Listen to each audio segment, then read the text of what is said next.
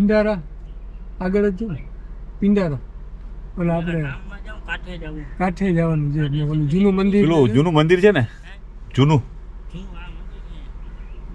અહીંથી બરોબર જ એક બે મંદિર છે જૂના ઘણા મંદિર ના મિલન જોઈ લે આ બધું પિંડારા ઐતિહાસિક ગામ નહીં ચલો જય દ્વારકાધીશ ગૌરી સુતાય ગણનાથ નમો નમસ્તે ઓમ વક્રતુંડ મહાકાય સૂર્યકોટિ સમપ્રભ નિર્વિઘ્નમ કુરુ મે દેવ સર્વકાર્યેષુ સર્વદા યા દેવી સર્વભૂતેષુ માતૃરૂપેણ લક્ષ્મીરૂપેણ શક્તિરૂપેણ શ્રદ્ધારૂપેણ છાયારૂપેણ સંસ્થિતાં નમસ્તસ્यै નમસ્તસ્यै નમસ્તસ્यै નમો નમઃ સત્યમ વિજ્ઞાનમાનંદમ પૂર્ણબ્રહ્મ સનાતનમ પરમં પુરુષં વંદે શ્રીમદ્વારવતેશ્વરમ ત્વં રાજા સર્વતીર્થાનાં ત્વમેવ જગતઃ પિતા યાચિतं દેહિ મે તીર્થં તીર્થરાજ નમોસ્તુતે નારાયણ સમારંભાં શંકરાચાર્ય મધ્યમાં અસ્મદાચાર્ય જય દ્વારકાધીશ જય ભોલેનાથ અહીંયા દુર્વાસા ઋષિ તપ કરતા વર્ષો થઈ ગયા રાણનું ઝાડ છે અહીંયા તપોભૂમિ છે પ્રભાસ અને પિંડારા આ બે સર્વપિત્રી છે સ્ત્રી પુરુષ માતા પિતા દરેકનું શ્રાદ્ધ થાય છે એમાં પિંડારા ક્ષેત્ર પિંડારામાં જે અપમૃત્યુ છે એને માટે તો બ્રહ્માસ્ત્ર છે વિશેષ મહિમા છે અપમૃત્યુ એટલે જેને ગામડાની ભાષામાં કમોત કહીએ કોઈ આપઘાત કર્યા હોય ખૂન ખરાબા થયા હોય પાણીમાં ડૂબી ગયા અગ્નિમાં બળીને ગુજરી ગયા હોય ડિલિવરીમાં ગુજરી ગયા હોય આ બધા જે આવી રીતે ગુજરી ગયા હોય છે એને માટે તો પિંડારા જ મુખ્ય સ્થાન છે મોક્ષ માટેનું પરંપરા હરિ ઓમ દેવ શાંતિરંતરિક્ષ ગુણ શાંતિ પૃથ્વી શાંતિરાપઃ શાંતિરો હૃદયઃ શાંતિ વનસ્પતયઃ શાંતિ વિશ્વે દેવા શાંતિ બ્રહ્મ શાંતિ સર્વગુણ શાંતિ શાંતિરેવ શાંતિ સામા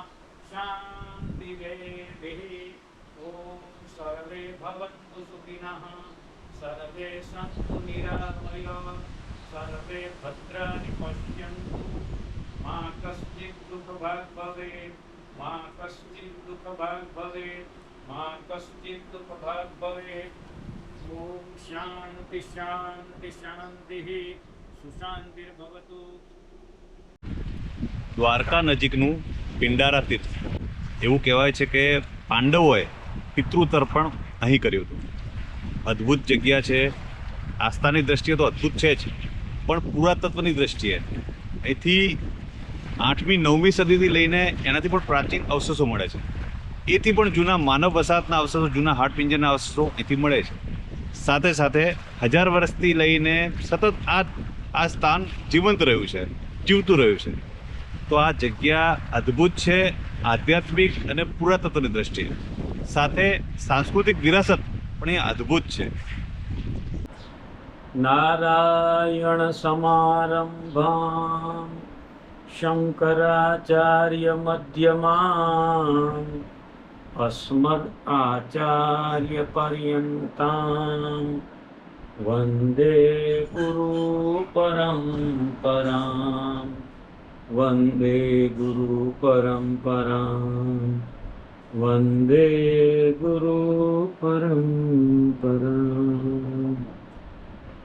દ્વારકા જિલ્લામાં દેવભૂમિ દ્વારકા જિલ્લામાં આવેલું આ પિંડારા ક્ષેત્ર પિંડારા સૌ પ્રથમ આ સ્થાનને પુરુષોત્તમપુરી કે દેવપુરી તરીકે ઓળખવામાં આવતું આ તીર્થની ઘણી બધી આગવી અને વિશેષ પરંપરાઓ છે દરેક તીર્થની અલગ પરંપરા છે પણ આ તીર્થ છે એ એક 3 વિશેષ પરંપરાથી બીજા તીર્થ એ અલગ પડે છે એક તો દરેક તીર્થમાં જઈએ આપણે તો પંડાઓ છે એ ગોરને ગોતે બ્રાહ્મણોને ગોતશે જ્યારે અહીંયા જે યજમાન છે પંડાઓ છે એ યજમાનને ગોતે આ તીર્થમાં છે યજમાન પંડાને ગોરને ગોતતા આવે છે બીજું આ તીર્થમાં પિંડ તરે જે ક્યાંય બીજે તરતા નથી પિતૃમોક્ષના પ્રમાણ સ્વરૂપે. અને ત્રીજી જે વિશેષ પરંપરા છે કે અમે આજ 5000 વર્ષથી અહીં ગાદીપતિ તરીકે વંશ પરંપરાથી પેઢી ઉતાર સેવા આપીએ છીએ. તો આ જગ્યાએ જે કોઈ યાત્રિકો આવે ત્યારે અમે સ્થાન ઉપર દાન માગીએ. જે યજમાનોની હૃદયની પ્રસન્નતાથી જે અમને દાન આપે એ અમે સ્વીકારીએ છીએ. યજમાનોના ઘરે જઈને દાન માગવાનો અમને અધિકાર નથી. કેવળ ને કેવળ 2 સમાજ એવા છે, 2 જ્ઞાતિઓ એવી છે કે જેને ઘરને આંગણે અમે માગીએ છીએ. એક તો સમસ્ત હિન્દુ ક્ષત્રિય વાઘેરો, એના અમે નાતના ગોર છીએ, એને ઘરને આંગણે જઈને અમે દાન માગી શકીએ છીએ. અને બીજા પિંડારી આટકના આહેરો છે, જે ખંભાળિયા તાલુકામાં રહે છે. લાલુકા, લાલપેડા, તથિયા બધા ગામ છે પિંડારી આટકના આહેરોના. એના અમે કુલ પુરોહિત કપાળ ગોર છીએ, એમને ઘરને જઈને અમે દાન માગીએ છીએ. વાઘેરો જે આવે છે અને સમગ્ર હિન્દુ ક્ષત્રિય વાઘેરોએ આ તીર્થને ટકાવવા ઘણા બધા બલિદાન દીધા. એ પણ એક વિશેષ આગવી પરંપરા આ તીર્થની. હિન્દુ ક્ષત્રિય વાઘેરોમાં કોઈ પણ જગ્યાએ કોઈ પણ વ્યક્તિનું અવસાન થાય એ લોકો 11મે દિવસે પિંડારક ક્ષેત્ર પિંડારામાં પધારે છે અને એનું એકાદશા કહેતા 11મું શ્રાદ્ધ અહીંયા જ કરે છે. ચાહે ભૂકંપ હોય, વાવાઝોડા હોય કે પૂરની પરિસ્થિતિ હોય, કોઈ પણ પરિસ્થિતિનો સામનો કરી અને હિન્દુ ક્ષત્રિય વાઘેરો 11માને દિવસે આ તીર્થમાં પિતૃમોક્ષ માટે એકાદશા શ્રાદ્ધ કરાવવા આવે છે. અને અમે પણ આ તીર્થમાં સૌ પ્રથમ પહેલું ચોપડામાં, ધર્મના ચોપડામાં નામ હિન્દુ ક્ષત્રિય વાઘેરોનું લખીએ છીએ. અને અહીં હિન્દુ ક્ષત્રિય વાઘેર આવે ત્યારે અમે એમને માગીએ નહીં દાન. બીજો ઇતર વર્ણ આવે એને અમે દાન માગીએ, પણ હિન્દુ ક્ષત્રિયોને અમે દાન નથી માગતા. એ અમને ₹1.25 રૂપિયો આપે કે ₹1.25 લાખ આપે એ અમે હસીને લઈ લઈએ.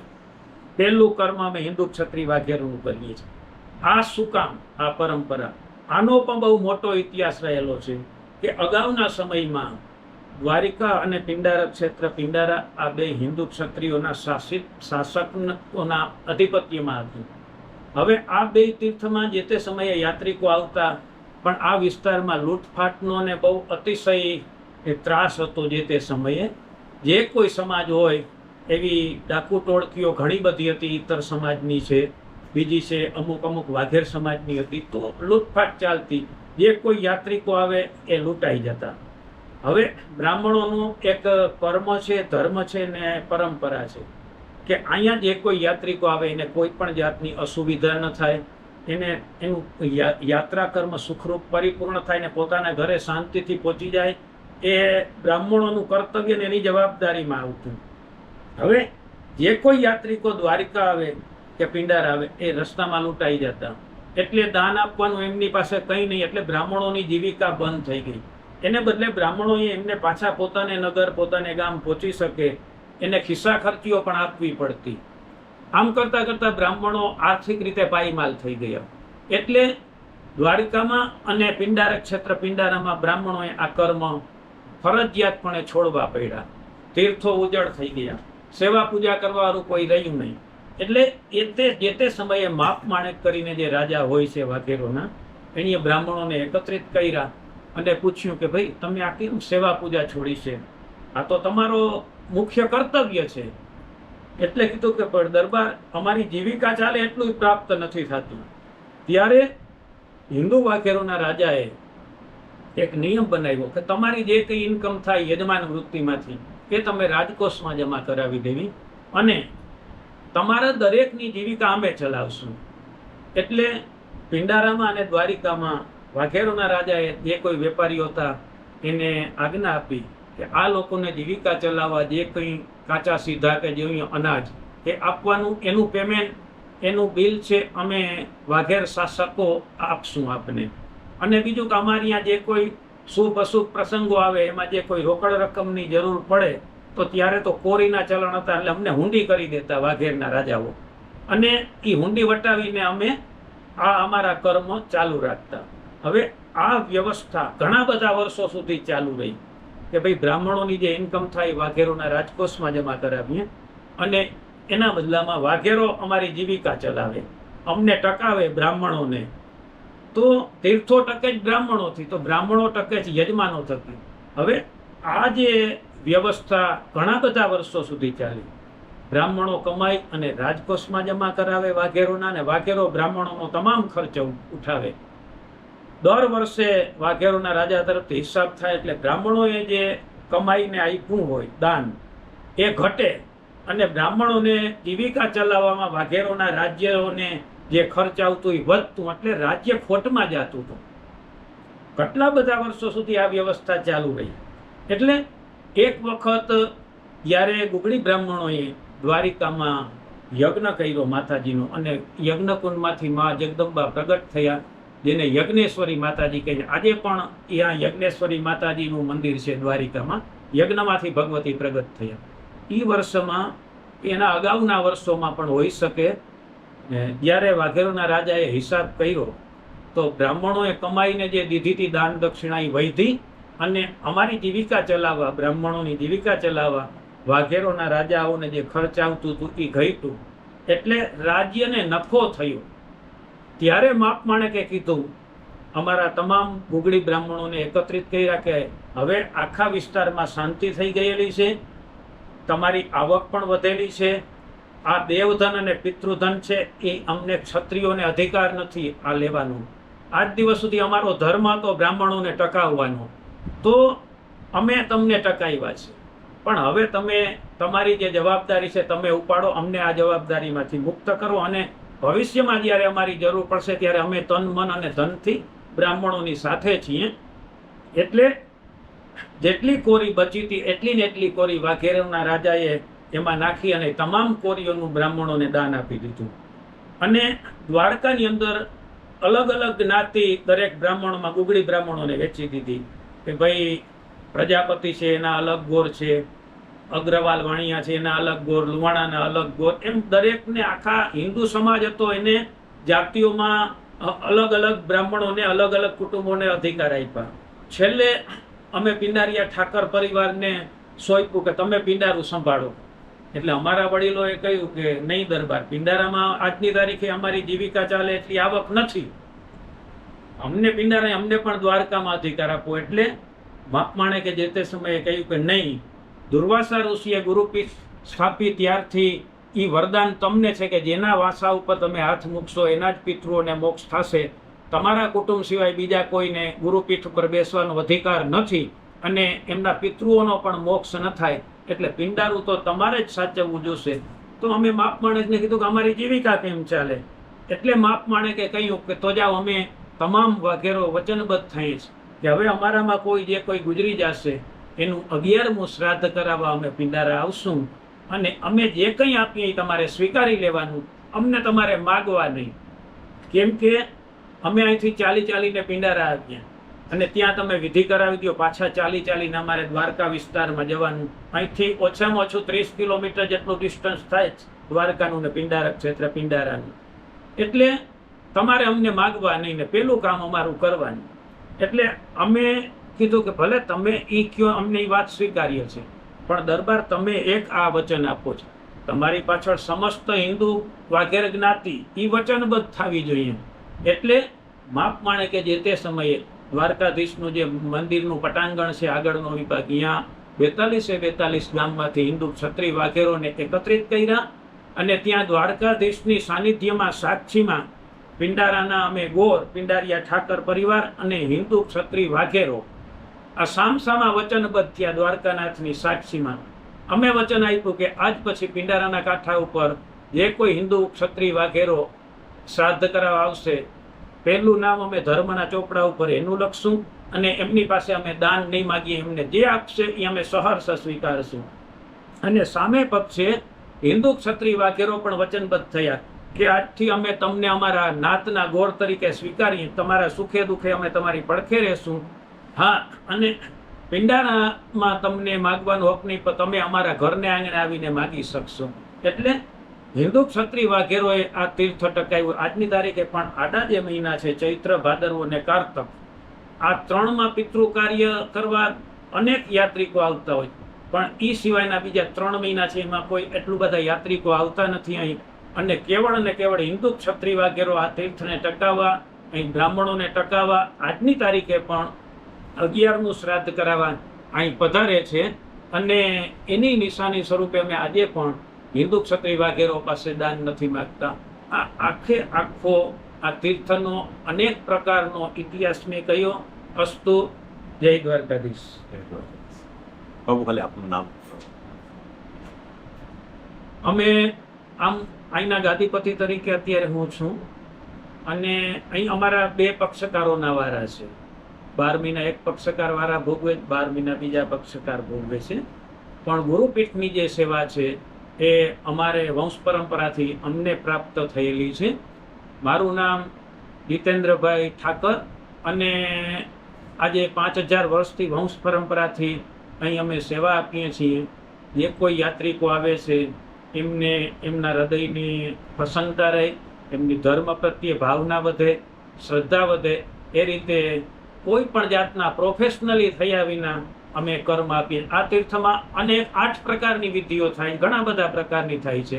અને દરેક પિતૃમોક્ષના 4 સ્થાન મુખ્ય છે. એક તો ગયાજી બિહારમાં આવ્યું, એક અહીંયા પિતૃગયા કહેવાય, ત્યાં મોટે ભાગે પિતા પાછળ થાય છે, અથવા તો કોઈ પણ પુરુષ જાતિનું, ત્યાં સ્ત્રી જાતિનો મોક્ષ નથી. બીજું છે સિદ્ધપુર પાટણ, જેને માતૃગયા કહીએ છીએ, ત્યાં મોટે ભાગે માતા પાછળ અથવા તો કોઈ પણ સ્ત્રી જાતિનું. એની પાછળ બીજા 2 તીર્થ ક્ષેત્ર રહ્યા, પ્રભાસ અને પિંડારા. આ 2 સર્વપિત્રી છે. સ્ત્રી પુરુષ માતા પિતા દરેકનું શ્રાદ્ધ થાય છે. એમાં પિંડારા ક્ષેત્ર, પિંડારામાં જે અપમૃત્યુ છે એને માટે તો બ્રહ્માસ્ત્ર છે, વિશેષ મહિમા છે. અપમૃત્યુ એટલે જેને ગામડાની ભાષામાં કમોત કહીએ. કોઈ આપઘાત કર્યા હોય, ખૂન ખરાબા થયા હોય, પાણીમાં ડૂબી ગયા, અગ્નિમાં બળીને ગુજરી ગયા હોય, ડિલિવરીમાં ગુજરી ગયા હોય, આ બધા જે આવી રીતે ગુજરી ગયા હોય એને માટે તો પિંડારા જ મુખ્ય સ્થાન છે મોક્ષ માટેનું. કારણ કે અહીંયા પહેલું શ્રાદ્ધ પાંડવોએ કૌરવોના મોક્ષ માટે કરેલું, ને દરેક કૌરવોનું અપમૃત્યુ હોય છે, એટલે એને ક્યાંય મોક્ષ ન થયો, એનું અહીંયા મોક્ષ થયેલો હોય. બહુ અગાઉના ઇતિહાસમાં જઈએ તો એક રૈવતક રાજા હતા, એમને 3 સંતાનો. એમાં સમગ્ર પૃથ્વી રાજાએ જીતી લીધી, અને પોતાના સંતાનોને 3 સંતાનોને સમાન હિસ્સે સંચાલન કરવા માટે આપી પૃથ્વી. તો એણે 3 પુત્રોને આજ્ઞા કરી કે મારી પૃથ્વી જીતેલી છે, તમે સંચાલન કરો. એટલે 2 પુત્રોએ તો સ્વીકાર્યું કે પૃથ્વી પિતાજી આપની છે, પણ 3જા નંબરના જે પુત્ર હતા એણે કીધું કે પિતાજી પૃથ્વી આપની નથી, આપની પહેલા પણ બીજાની હતી, અને પૃથ્વી તો કેવળ નારાયણની છે. એટલે પિતાને થોડું દુઃખ લાગ્યું અને ગુસ્સો આવ્યો, એટલે એની આજ્ઞા કરી કે હું તને દેશવટો આપું છું, મારું રાજ્ય છોડીને તું ચાલ્યું જા. હવે સમગ્ર પૃથ્વીમાં એ રાજાનું રાજ્ય હતું, એટલે ક્યાંય બહાર જવા પણ હતું નહીં પૃથ્વી છોડીને. એટલે એ 3જા નંબરના પુત્રએ તપસ્યા કરી નારાયણની. નારાયણ પ્રસન્ન થયા અને નારાયણને વિનંતી કરી કે પ્રભુ મારો વિલય કરીને આપમાં સમાવેશ કરી લ્યો. એટલે નારાયણે કહ્યું કે તારે હાથે તો હજુ ઘણું બધું કાર્ય નિમિત્ત બનવાનું જ કરવામાં, તો તારે શું કામ વિલય થવું મારામાં? એટલે કીધું કે મારા પિતાશ્રીએ મને આજ્ઞા આપી જ કે મારું રાજ્ય છોડી અને તું નીકળી જા. તો સમગ્ર પૃથ્વીમાં મારા પિતાશ્રીનું રાજ્ય છે, તો નીકળીને હું કઈ તરફ જાઉં? એટલે નારાયણે કહ્યું કે તને હું બીજું આખી સૃષ્ટિ જ નૂતન કરી નાખું છું. એટલે ભગવાન નારાયણે પોતાનું સુદર્શન ચક્ર છોડી વૈકુંઠમાંથી થોડો ટુકડો કાપી સમુદ્રમાં સ્થાપિત કર્યો, અને એને નામ આપ્યું પુરુષોત્તમપુરી કે દેવપુરી. એટલે આ પિંડારક ક્ષેત્રનો જે ટુકડો છે એ ભગવાન નારાયણે વૈકુંઠમાંથી કાપીને રાખેલો ટુકડો છે. આની ઉત્પત્તિ આ સ્થાનની. ત્યાર પછી કાળક્રમે જ્યારે સતીએ દેહ ત્યાગ કર્યો, ભગવાન શિવના પ્રથમ પત્ની, અને ભગવાન શિવજી પત્નીના વિયોગમાં ચિત્તભ્રમ અવસ્થામાં આવી ગયા અને તાંડવ નૃત્ય કરે, ત્યારે ભગવાન શિવને માયામાંથી છોડાવવા ભગવાન નારાયણે પોતાનું સુદર્શન ચક્ર છોડી મા જગદંબા સતીના અંગ પ્રત્યંગના ટુકડા કર્યા. એ ટુકડાઓ પૃથ્વી ઉપર જે સ્થાન ઉપર પડ્યા એ જગ્યાઓ સિદ્ધ અને પવિત્ર બની અને શક્તિપીઠ તરીકે પ્રખ્યાત થઈ. હવે શક્તિપીઠ વિશે ઘણા બધા મતો છે. કોક મત છે 32 બતાવે છે, કોક 51 બતાવે છે, કોક 108 બતાવે છે. પણ દેવી ભાગવતમાં જે ઉલ્લેખ છે એ મુજબ 51 પ્રધાન પીઠો છે શક્તિપીઠ અને 57 બીજી ઉપપીઠો, એમ ટોટલ 108 પીઠો નિર્માણ છે. જે 108 નો મત છે એ માહેની પિંડારકમાં હું ધૃતિ નામે બિરાજું છું, આ વાતનો ઉલ્લેખ દેવી ભાગવતમાં મળે છે. તો આજે પણ અહીં એક માં જગદંબા આદિશક્તિ બિરાજે છે અને શક્તિપીઠો છે એ તો કૃષ્ણ અવતારથી ઘણા બધા પહેલાના સમયની વાત છે. એટલે મોટું શક્તિનું સ્થાન પણ છે ને આજે પણ એ શક્તિ સ્થાન વિદ્યમાન છે. જે અમારા કુલાંબા કુળદેવી સૌ પ્રથમ ત્યાં બિરાજતા એનું સ્થાન છે. અમે અમારું કુળ અહીં 5000 વર્ષથી સેવા આપે છે. ગુગળી બ્રાહ્મણ જ્ઞાતિ 505 અંતર્ગત અમે પિંડારિયા ઠાકર 5000 વર્ષથી અહીંના ગાદીપતિ તરીકે સેવા આપીએ છીએ ગુરુપીઠમાં. હવે ત્યાર પછીના કાળમાં જોઈએ, શક્તિપીઠ પછીનો કાળ કૃષ્ણ અવતારનો આવે છે.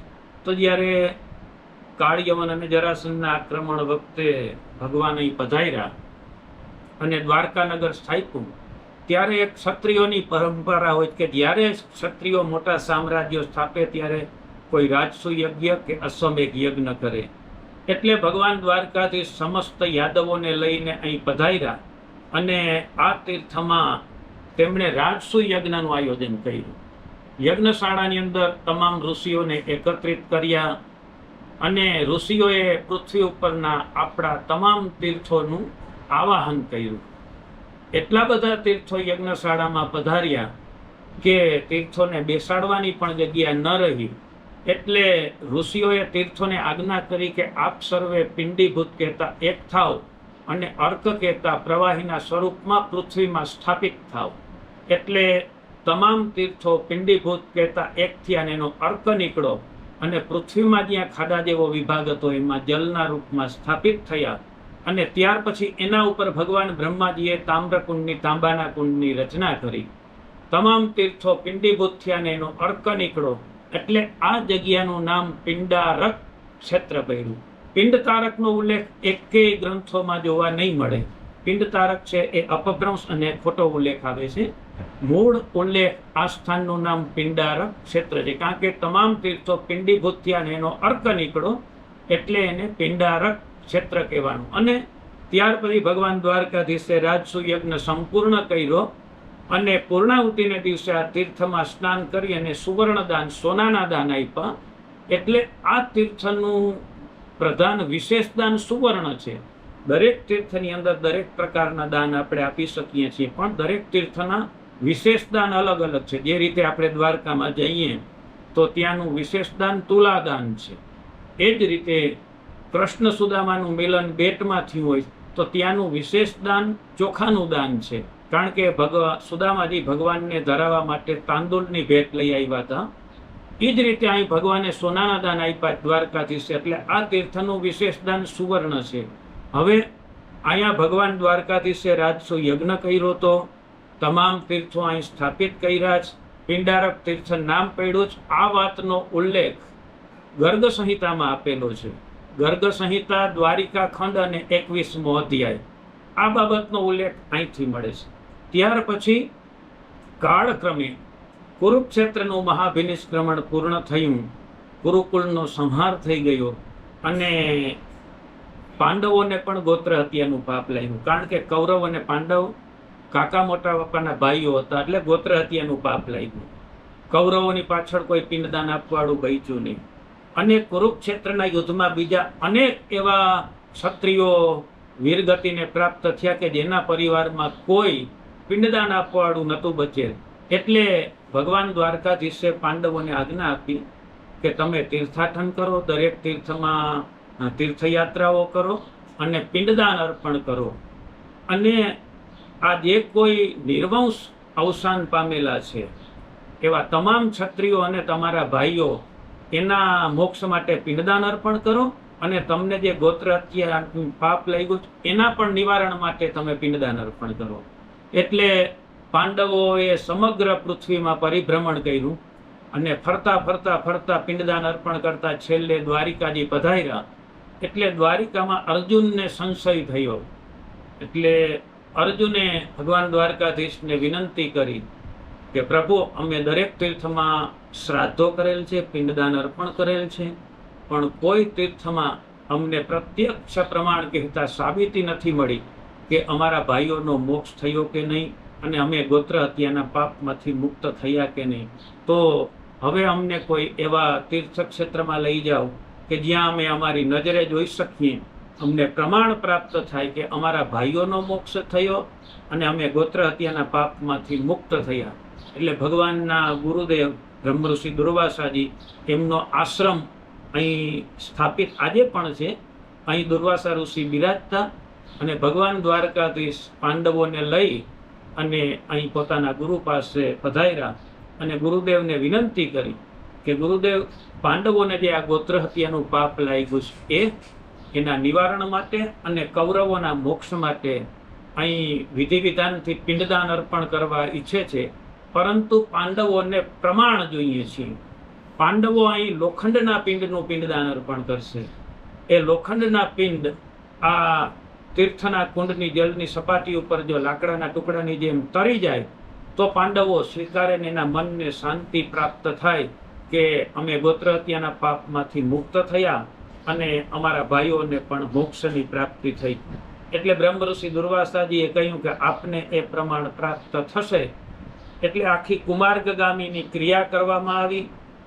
પિંડદાનનો સમય આવ્યો એટલે 52 પિંડ બનાવ્યા લોખંડના. હવે પહેલો પ્રશ્ન એ થાય કે કૌરવો 100 ભાઈ હતા, એક ભાઈના મોક્ષ માટે એક પિંડ આપે તો પણ 100 પિંડ કૌરવોના નિમિત્તથી અપાય. અને એ ઉપરાંત બીજા જે પ્રધાન પિતૃઓ છે કે બાપ, દાદા, પરદાદા, પત્ની સહિત નાના પરનાના ને વિપરનાના પત્ની સહિત એમ 3 પેઢી મોસાળની, 3 પેઢી પિતૃપક્ષની. તો આ બધેનું શું અને 52 પિંડ જ શું કામ બનાવ્યા? તો 52 પિંડ બ્રહ્મઋષિ દુર્વાસાજી એટલા માટે બનાવ્યા કે એમણે જોયું કે હવે ઘોર કલિકાળ આવે છે, કોઈ સ્વીકારશે નહીં કે અહીં ખુદ ભગવાન દ્વારકાધીશ પાંડવોને લઈને પધાર્યા હતા. એટલે ભગવાન રાજાધિરાજ ગૌ બ્રાહ્મણ પ્રતિપાલ સ્વયં દ્વારકાધીશ પધાર્યા હતા આ તીર્થમાં શ્રાદ્ધ કરાવવા માટે. એના સંકેત સ્વરૂપે, એની નિશાનીને સ્વરૂપે 52 પિંડ બનાવ્યા. નિશાની એ મૂકી છે કે અહીં 52 પિંડનું પિંડદાન થાય અને ત્યાં ભગવાન રાજાધિરાજ દ્વારકાધીશના મંદિર ઉપર જે નૂતન ધ્વજ લહેરાય, જે ધ્વજ ચડાવવામાં આવે છે, એનું સ્કેલ છે, એનું માપ છે 52 ગજ. તો જે ખુદ 52 ગજની ધજા ધારણ કરે છે એ સ્વયં આ તીર્થમાં પિતૃશ્રાદ્ધ માટે પધાર્યા હતા એટલે 52 પિંડ કરાવવામાં આવ્યા. એક કારણ આ છે. બીજું કારણ એ કે દ્વારકા છે એની સંલગ્ન જ એની સાથે જોડાયેલું આ તીર્થ છે, એટલા માટે 52ની ક્રિયા કરી કે વાં 52 ગજની ધજા ચડે અને અહીં 52 પિંડનું પિંડદાન થાય. નહીતર તો 100 કૌરવો પાછળ મોક્ષના હેતુથી કર્મ કરાવેલું છે શ્રાદ્ધ, તો 100 પિંડ તો કૌરવોના થઈ જાય. પણ આ તીર્થ દ્વારકાથી અલગ નથી, દ્વારકાથી સંલગ્ન છે, એટલા માટે થઈ અને 52 પિંડ કર્યા. હવે એમાં સમાવેશ કઈ રીતે છે?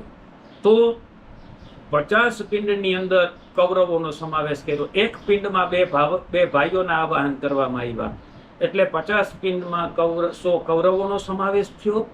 પાછળ બીજા 2 પિંડ બચ્યા. એકમાં બાપ, દાદા ને પરદાદા, પત્ની સહિત એટલે 3 પેઢી પિતાની, અને બીજા પિંડમાં નાના, પરનાના અને વિપરનાના 3 પેઢી મોસાળની. આમ આ રીતે પિંડદાન થયું. અને પછી પિંડદાનનો સમય આવ્યો એટલે યુધિષ્ઠિર કે સહદેવ, નકુલથી એ થાળ ઉપડો નહીં. આપણા ધર્મની એક પરંપરા છે કે કોઈ પણ ધાર્મિક કર્મ છે એમાં ખાસ કરીને શ્રાદ્ધ કર્મ કાં મોટો પુત્ર બેસે કાં નાના પુત્રો બેસે. વચત પુત્રને અધિકાર નથી, પણ જ્યારે આપત ધર્મ હોય, વિપત્તિ કાળ હોય, મોટા પુત્રથી અને નાના પુત્રથી શ્રાદ્ધ કર્મ કે કંઈ આધ્યાત્મિક જગતનું કર્મ ન થઈ શકે તો વચેટ પુત્રને અધિકાર છે. એટલે ભીમને હાથે એ પિંડ વિસર્જન કરવાની બ્રહ્મઋષિ દુર્વાસાજીએ આજ્ઞા કરી. હવે એનું એક કારણ તો એ હતું કે વચેટ પુત્રને એટલે આજ્ઞા કરી, એક તો યુધિષ્ઠિર અને સહદેવ, નકુલથી આ થાળ ઉપડો નહીં. બીજું કારણ એ કે જે ગોત્ર હત્યાનું પાપ હોય છે એ ભીમને લાગેલું હોય. 100 કૌરવોને ભીમે પોતે મારેલા હોય છે, એટલે એની ગોત્ર હત્યાના પાપનું નિવારણ પણ થાય. એટલે વચેટ પુત્રને બ્રહ્મઋષિ દુર્વાસાજીએ આજ્ઞા કરી ભીમને એની તાકાતનો ગર્વ હતો. એણે વિચાર્યું કે હું એટલા જોશથી આ પિંડનું વિસર્જન કુંડમાં કરું કે પિંડ છે પૃથ્વી વિંધીને પાતાળમાં જ વયા જાય, પૃથ્વી ઉપર હોય તો જ ઉપર આવે ને. એટલે એવું વિચારી ભીમે જોશથી તમામ 52 લોખંડના પિંડ તીર્થના જલમાં વિસર્જિત કર્યા.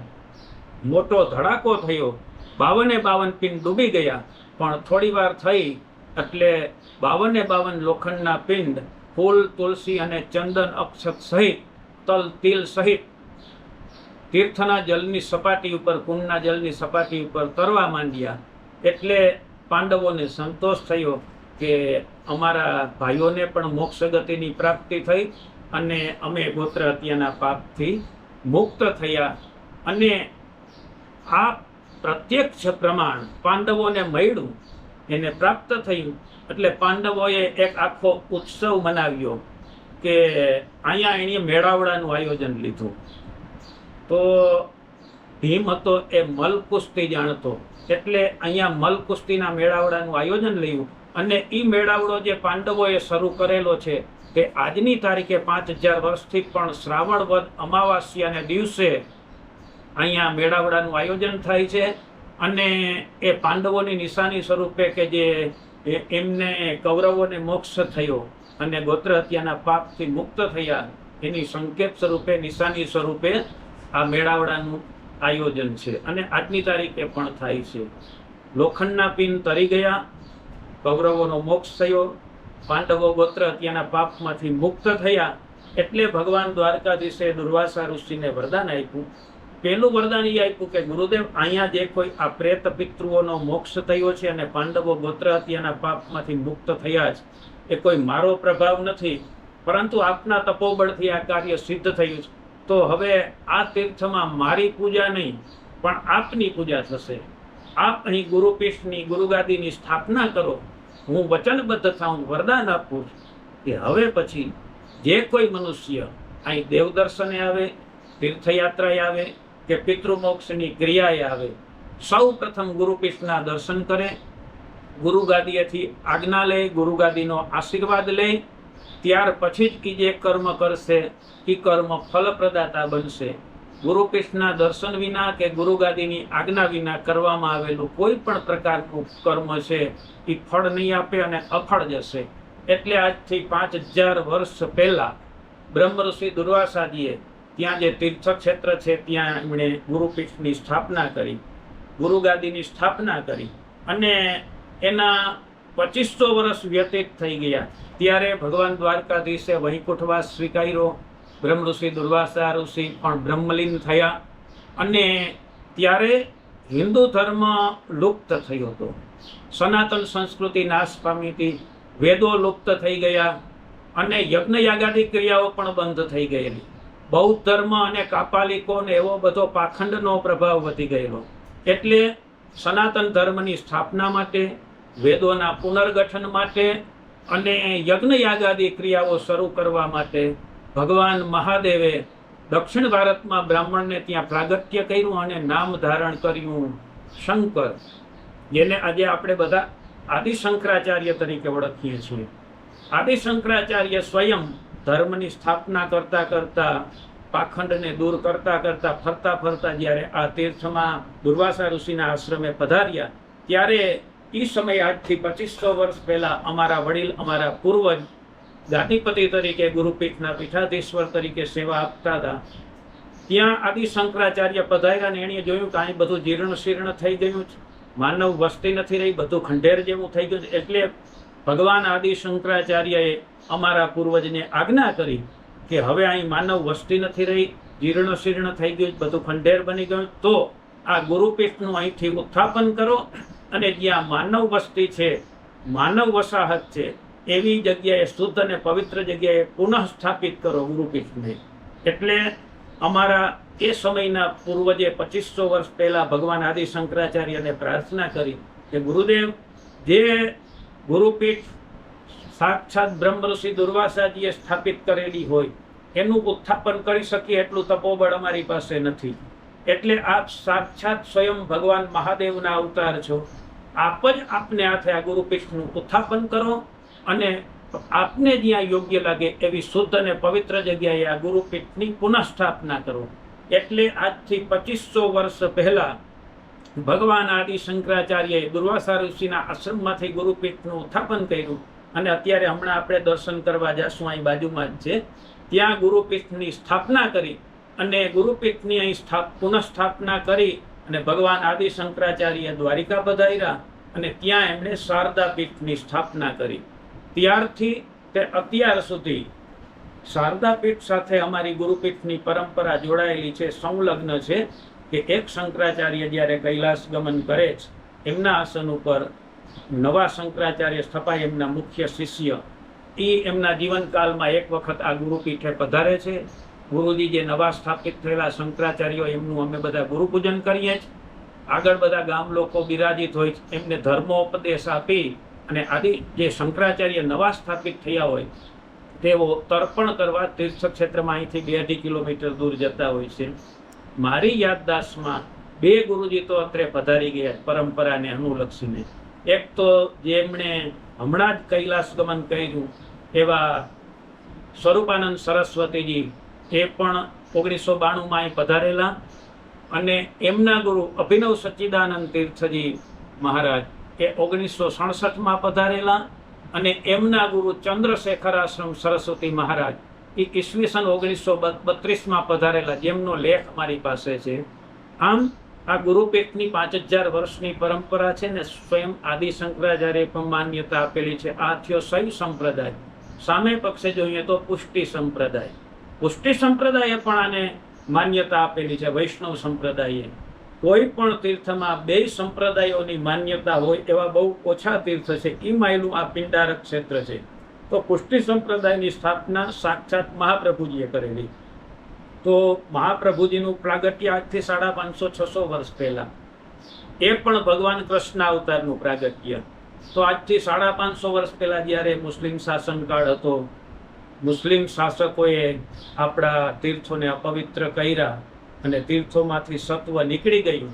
એટલે તીર્થોના પવિત્રતાની પુનઃસ્થાપના માટે ભગવાન દ્વારકાધીશે દક્ષિણ ભારતમાં ચંપારણ્યમાં પ્રાગટ્ય કર્યું, નામ ધારણ કર્યું શ્રી વલ્લભ, જેને આજે આપણે બધા શ્રી મહાપ્રભુજી તરીકે ઓળખીએ છીએ.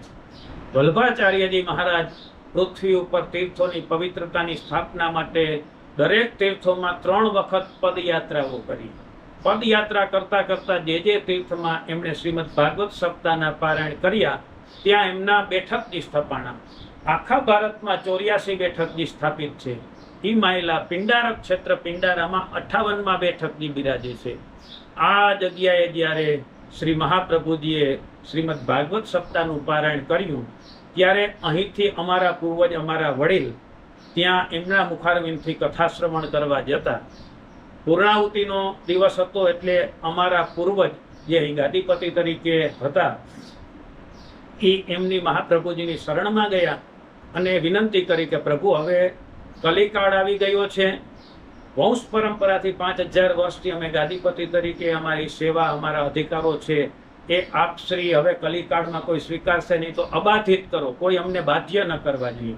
એટલે મહાપ્રભુજીએ કહ્યું કે એ કાર્યમાં હું નિમિત્ત નહીં બની શકું, પરંતુ આ ખૂણામાં જે ભૂદેવ બ્રાહ્મણ બેઠા છે એની શરણમાં તું જા, અને એ કોઈ તારા તમામ અધિકારો, તારા અને તારા વંશજોના અધિકારો એ બ્રાહ્મણ અબાધિત કરશે ને. એ કોઈ સામાન્ય બ્રાહ્મણ નથી.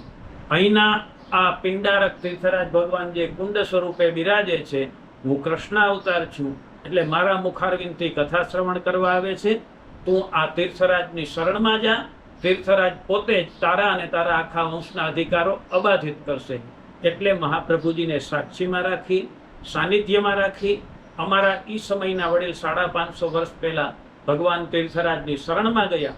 અને ત્યારે તીર્થરાજે સ્વયં અમને વંશ પરંપરાગત વરદાન આપ્યું કે આજ પછી તને અને તારા વંશને હું વચનબદ્ધ થાઉં છું કે હવે પછી જે કોઈ મનુષ્ય અહીંની પરંપરા અનુસાર અહીં તીર્થયાત્રાએ આવે, દેવદર્શને આવે કે પિતૃમોક્ષની ક્રિયા કરવા આવે, સૌ પ્રથમ આ ગુરુપીઠના દર્શન કરે, તમારો આશીર્વાદ લે, ત્યાર પછી જ ગુરુ આજ્ઞા લીધા પછી, આજ્ઞા મેળવ્યા પછી જ જે કર્મ કરશે એ જ કર્મ ફળ આપશે. તારી આજ્ઞા વિના કે તારા આશીર્વાદ વિના કરવામાં આવેલું કર્મ ફળ નહીં આપે. આ વાતનો ઉલ્લેખ મહાપ્રભુજીનું પુસ્તક છે જે બેઠક ચરિત્ર, એમાં જે પિંડારા ક્ષેત્રની બેઠકનો મહિમા છે, મહાત્મ્ય એમાં આપેલો છે. એમાં જે ગુજરાતી પ્રતો છે કે બીજી હિન્દી ભાષાની પ્રત છે, એમાં એકદમ ટૂંકાવીને આ ઇતિહાસ આપ્યો છે અમારા કુળનો, કે એમાં એમ લખ્યું જાકી પીઠી કાપે તું હાથ ધરેગો, વાકો પિંડ તરેગો. પરંતુ જે વ્રજની અંદર સ્વયં મહાપ્રભુજીએ જે લખેલું પુસ્તક છે સંસ્કૃતમાં, એમાં આખે આખો આ અમારો ગૌરવવંતો ઇતિહાસ વિસ્તારપૂર્વક આપેલો છે. અને ત્યાર પછી મહાપ્રભુજીના લાલજી થયા ગુસાઈજી મહારાજ.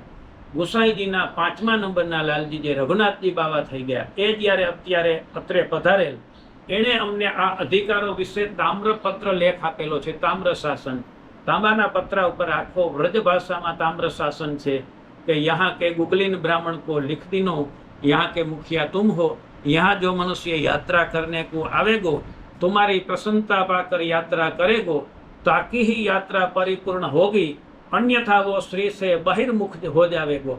આ જાતનો વ્રજ ભાષામાં લખેલો તામ્રપત્ર લેખ સંવંત 1640નું, અત્યારે આ 2082 ચાલે છે, એટલે આજથી 442 વર્ષ પહેલાનો તામ્રપત્ર લેખ આજે પણ અમારી પાસે મોજૂદ છે. દ્વારિકામાં અમે એની પૂજા કરીએ છીએ અને એ અન્વયે અમે અહીં સેવા આપીએ છીએ.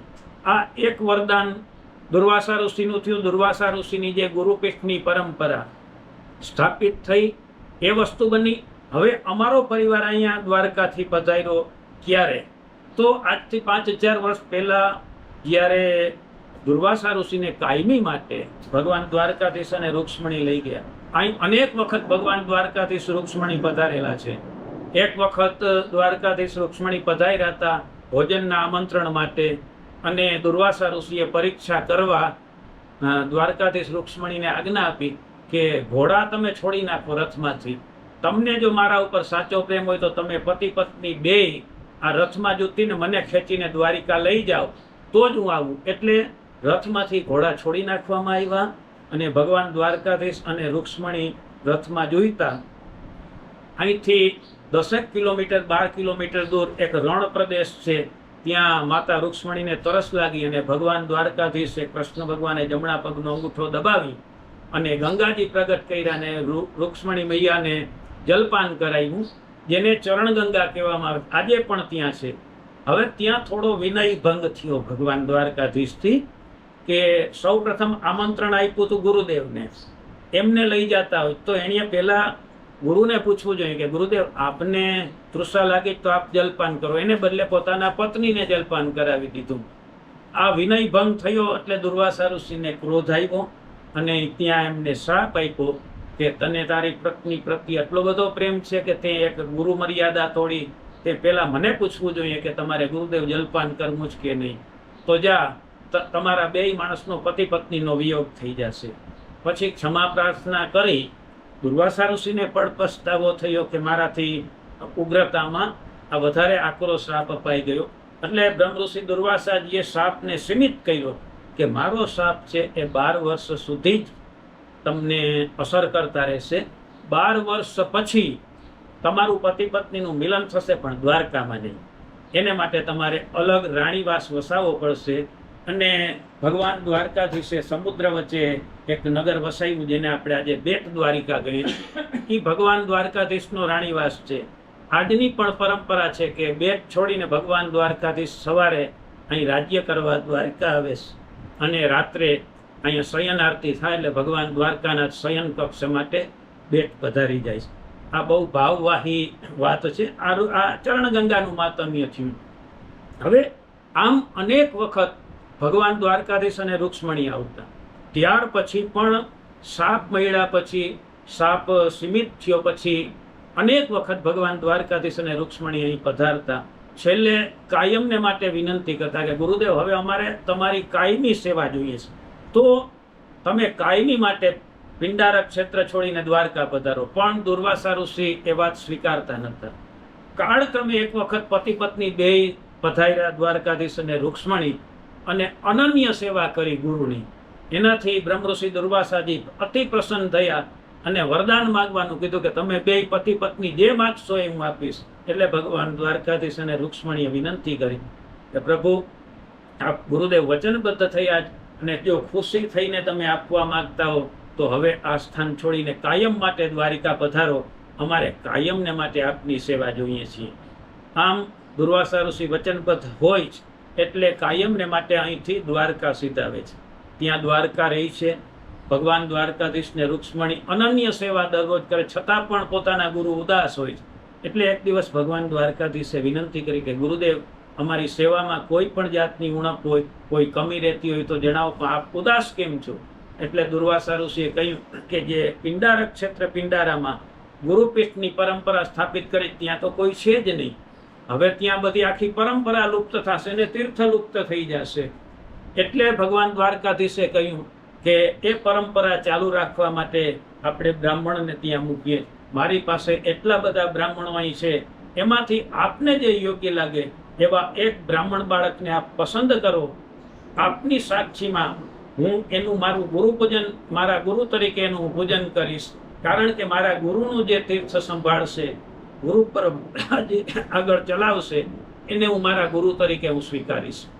એટલે બધા બ્રાહ્મણ બાળકોને ભગવાન દ્વારકાધીશે દ્વારિકામાં એકત્રિત કર્યા અને એમાંથી બ્રહ્મ ઋષિ દુર્વાસાજી એક બ્રાહ્મણ બાળકને પસંદ કર્યો અને પિંડારક ક્ષેત્ર પિંડારાની ગુરુપીઠના ગાદીપતિ તરીકે એને સ્થાપિત કર્યો.